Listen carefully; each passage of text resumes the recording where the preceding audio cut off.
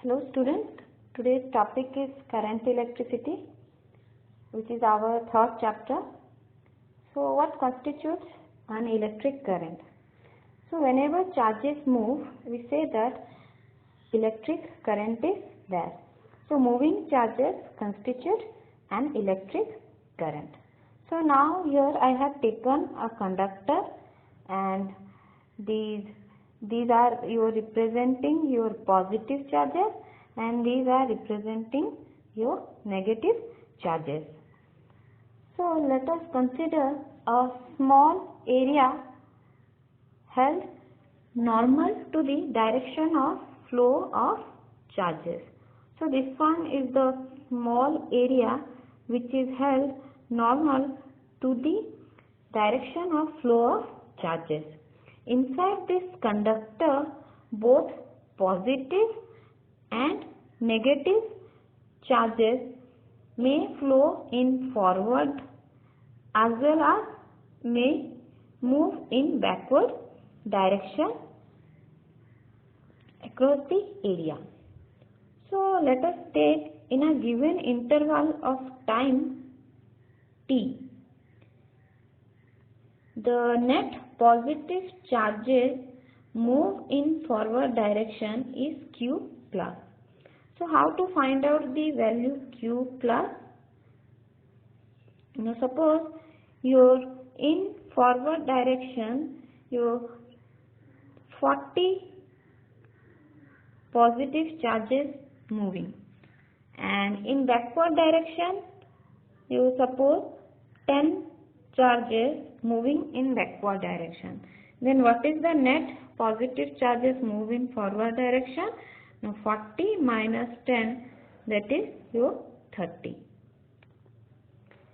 Next, suppose now we will go for what is the negative charges move in forward direction, that is the net negative charges.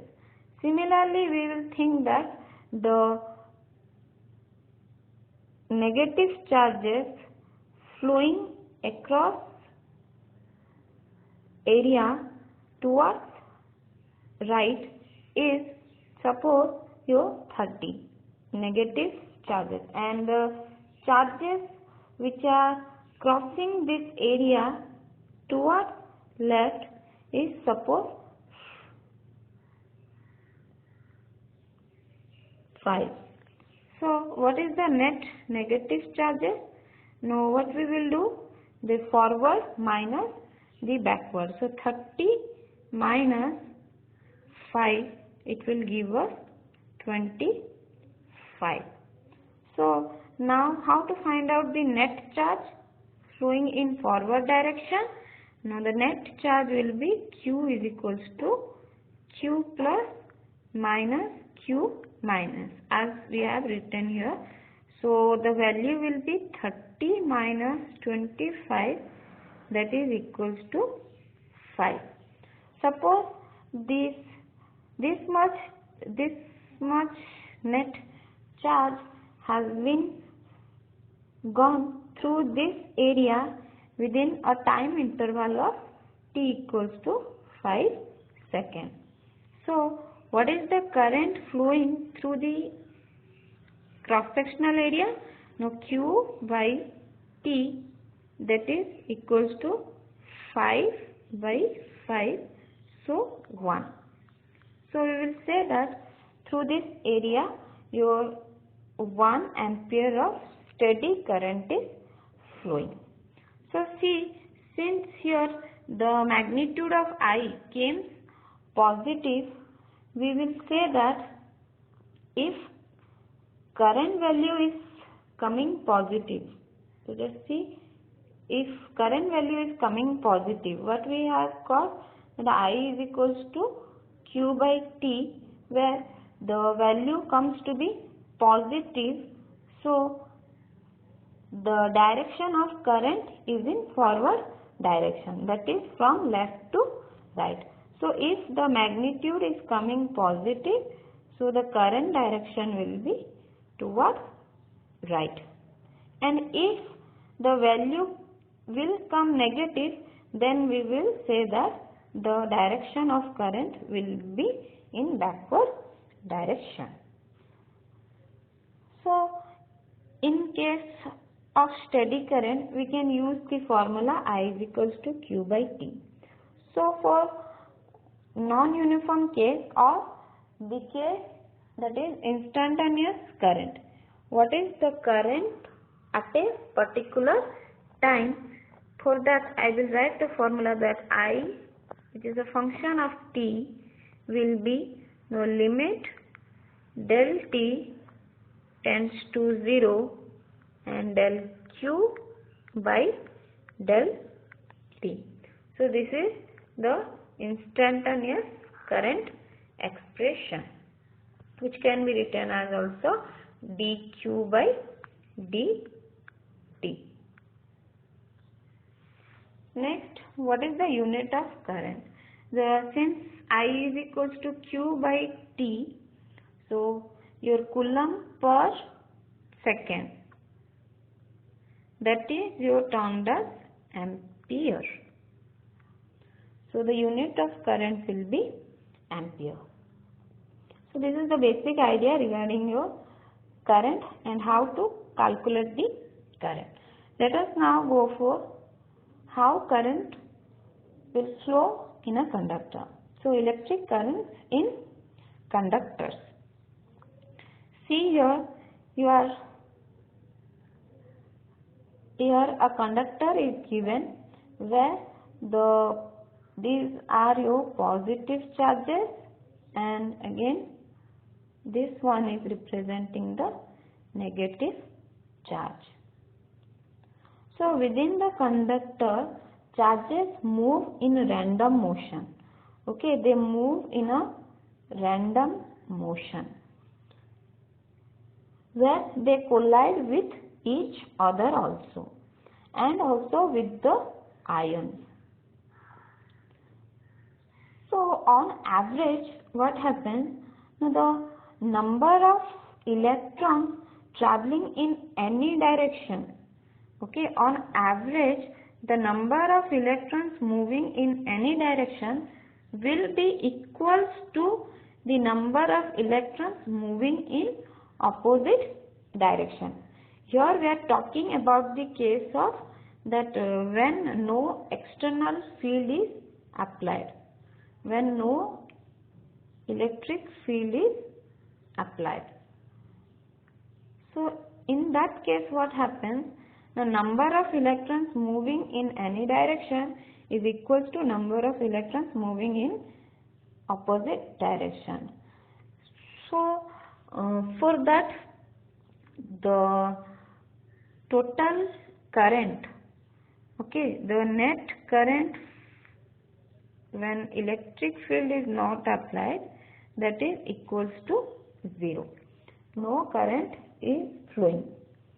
But now suppose I will connect a positive plate here. Okay, I will attach a disc which is having positively charged and a negatively charged. So at that time what will happen? The electrons which are moving in a random motion, they will start to move in a particular direction, that is towards the positive plate, in order to neutralize the effect of positive plate. So for a moment, for a short period of time, current will flow through the conductor. So the electrons will flow, and we will say that the current is flowing for a short period of time. According to historically, we are taking the sign convention that the opposite direction of flow of electron is to be considered as the direction of current. If electrons are flowing in this direction, then the direction of current will be opposite to the direction of current. So here we came to know that if electric field is not applied, the current is 0, and if we will apply some electric field, here positive plate and here negative plate, so an electric field is applied, so here the current value will not be equal. So this is the case of current flowing for a short period of time. If we want a continuous flow of current, then what we will do, we will connect a battery to the conductor. Then with the energy of battery, the electrons will continuously move through the conductor and we will have a continuous current through the conductor. So this is all about electric currents in conductor, that if no electric field is applied, current is 0, and if some electric field will be applied, current will flow. Now let us go our topic, that is Ohm's law. As you have studied in your class 10, that is Ohm's law, that if potential difference across a conductor, this is the conductor, and suppose a battery is connected which is providing a potential difference across the ends of the conductor, suppose V. Due to the application of this potential, current will flow. If the voltage is more, then the current will be also more. So according to Ohm's law, if the temperature and other physical conditions remains constant, physical conditions means the dimension of the conductor, okay, if that happens, then the potential is directly proportional to the current, and we are like V is equals to I R I, where R is a proportionality constant called as resistance of the conductor. So what do we mean by resistance of the conductor? Resistance is the opposition offered by the conductor to the flow of current. Okay, what kind of opposition? See, when some potential will be applied, so your current will start to flow, and the electrons present inside the conductor, they will start to move towards the positive plate. So while moving towards the positive plate, they will collide with each other. They will collide with each other as well as with the positive ions. So due to collision, their motion will decrease, and that opposition came due to the collision of electron is the resistance of the conductor. So in order to measure the resistance, we are taking the unit is ohm. So R is the resistance, and this opposition depends upon few factors. So let us discuss about those things. Those are that your resistance of a conductor is directly depends upon the length of the conductor, okay, and then it depends inversely to the area of the conductor.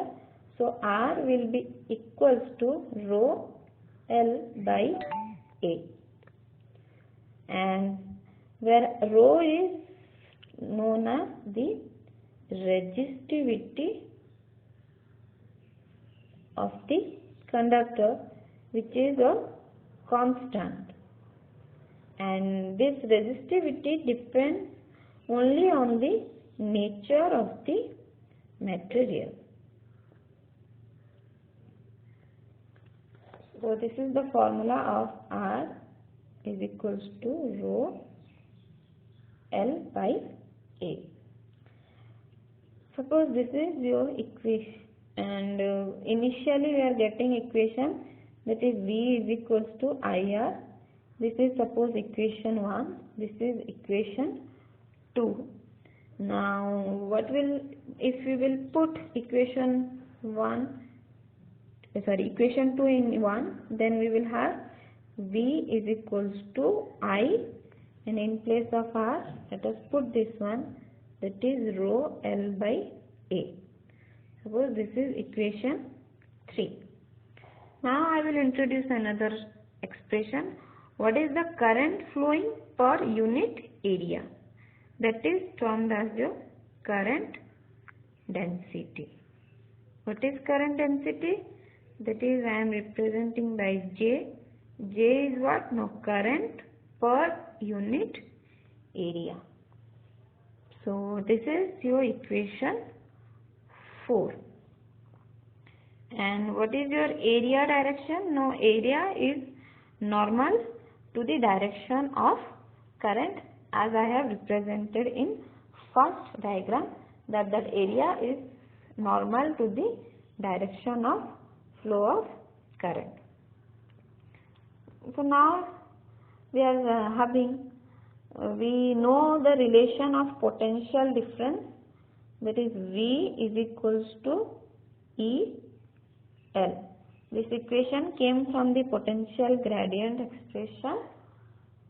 Okay, that is E is equals to dV by dR. Here R is the length of the conductor. So I will write that this V is equals to EL. So initially in the previous page we had found that V is equals to I rho L by A, and here we are having V is equals to EL. So let us put the previous equation, I rho L by A is equals to EL. So L get cancelled. So E will be equals to I rho by A.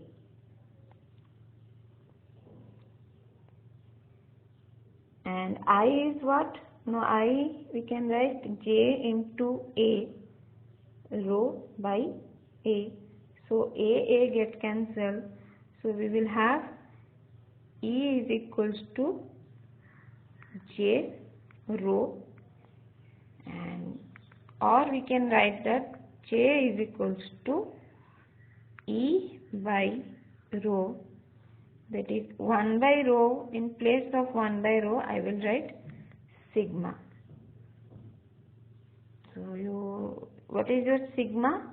Now sigma is 1 by rho, that is the reciprocal of resistivity known as conductivity.